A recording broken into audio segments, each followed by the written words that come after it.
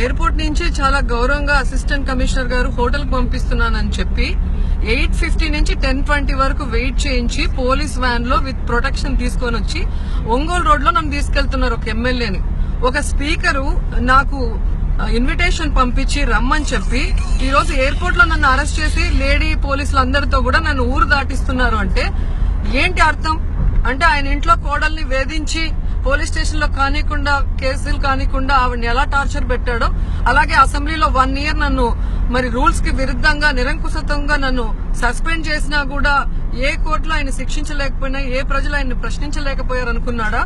లేకపోతే నిన్న చెప్పినట్టు కారు షెడ్ లో ఉండాలి, ఆడవాళ్ళు ఇంట్లో ఉండాలి, ఇట్లా బయట రాకూడదు, వస్తే అరెస్ట్ చేయిస్తామన్నట్టుగా వీళ్ళు ప్రవర్తిస్తున్న తీరు చూస్తుంటే అసలు స్పీకర్ గారికి గాని చంద్రబాబు నాయుడు గారికి గాని ఈ జాతీయ మహిళా పార్లమెంట్ సదస్సు నిర్వహించే అర్హత ఉందని నేను ప్రశ్నిస్తున్నాను. అసలు రమ్మనటం ఎందుకు, అరెస్ట్ చేయించడం ఎందుకు? అంత భయం ఉంటే ఎందుకు ఈ రోజు నన్ను రమ్మన్నారు?